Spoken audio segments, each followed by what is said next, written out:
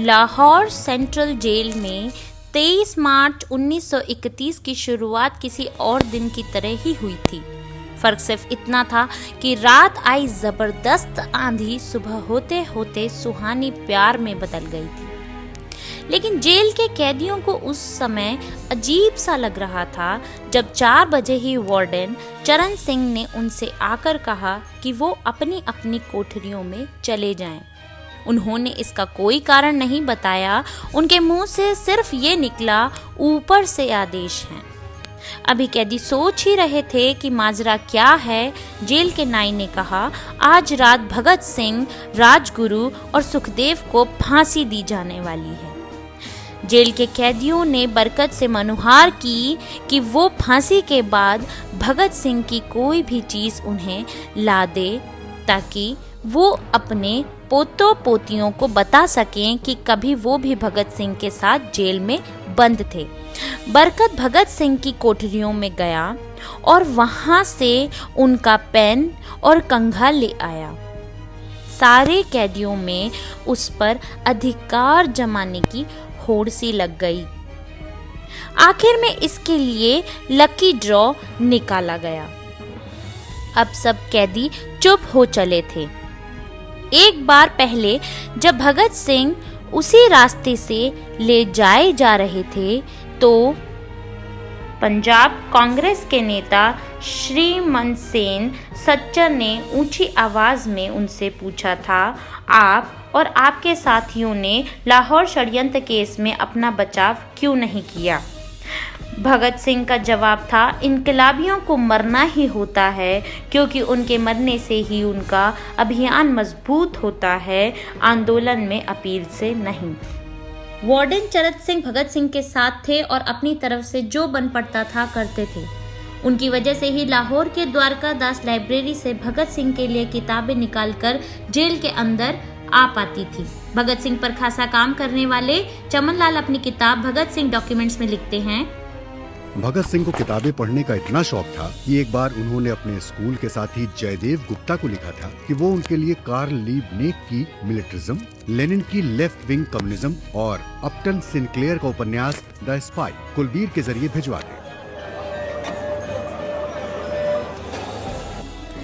Bhagat Singh jail की कठिन जिंदगी के आदी हो चले थे। उनकी कोठरी नंबर 14 का फर्श पक्का नहीं था, उस पर घास उगी हुई थी।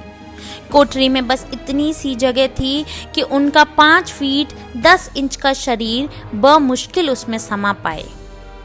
भगत सिंह को फांसी दी जाने से 2 घंटे पूर्व उनके वकील प्राणनाथ मेहता उनसे मिलने पहुंचे थे। मेहता ने बाद में लिखा था कि भगत सिंह अपनी छोटी सी कोठरी में चक्कर लगा रहे थे और पूछा, क्या आप मेरी किताब रेवोल्यूशनरी लाए या नहीं? जब मेहता ने उन्हें वो किताब दी तो वो उसी समय उनके सामने पढ़ने लगे, मानो उनके पास अब ज्यादा समय ना बचा हो। मेहता ने उनसे पूछा, क्या आप देश को कोई संदेश देना चाहेंगे? भगत सिंह ने किताब से मुंह हटाए बोला, सिर्फ 2 संदेश, साम्राज्यवाद मुर्दाबाद और इंकलाब जिंदाबाद। भगत सिंह के साथ ही रहे शिव वर्मा अपनी किताब में लिखते हैं कि मैं भी उसी जेल में था जिसमें भगत सिंह को रखा गया था। एक शाम हमारी जेल के ताले खोले गए और हमसे बाहर निकलने के लिए कहा गया। सरकार चाहती थी कि भगत सिंह की फांसी से पहले हमें वहां से हटा दिया जाए। गेट की तरफ जाने से पहले जेल के सुपरिटेंडेंट ने हमसे पूछा, क्या तुम अपने कॉमरेडों से मिलना चाहोगे? हमें भगत सिंह की कोठरी के बाहर ले जाया गया। उन्हें देखते ही मेरी आंखों में आंसू आ गए। भगत सिंह ने मुझे कहा, ये भावुक होने का समय नहीं है, जल्दी ही मैं सारी चिंताओं से मुक्त हो जाऊंगा। तुम वादा करो कि तुम हार नहीं मानोगे। इतना कहकर उन्होंने सींगचे से अपने हाथ बाहर निकालकर मेरे हाथों को पकड़ लिया। जैसे ही जेल सुपरिटेंडेंट ने ये दृश्य देखा, उसने चिल्लाकर आदेश दिया, मार्च। ये मेरी भगत सिंह से आखिरी मुलाकात थी। भगत सिंह से मिलने के बाद मेहता राजगुरु से मिलने उनकी कोठरी में पहुंचे। राजगुरु के अंतिम शब्द थे, हम लोग जल्द मिलेंगे। सुखदेव ने मेहता को याद दिलाया कि वो उनके मौत के बाद जेलर से वो कैरम बोर्ड ले लें जो उन्होंने उन्हें कुछ महीने पहले दिया था। उन क्रांतिकारियों को वक्त से 12 घंटे पहले फांसी दी जा रही थी। अगले दिन 6 बजे के बजाय उन्हें उसी शाम 7 बजे फांसी दी जा रही थी।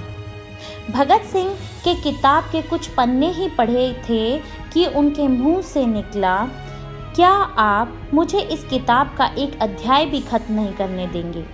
अगर आपको हमारा वीडियो पसंद आया हो तो हमें लाइक ज़रूर कीजिए, सब्सक्राइब कीजिए और wait for the second part of this Bhagat Singh. Thank you for watching.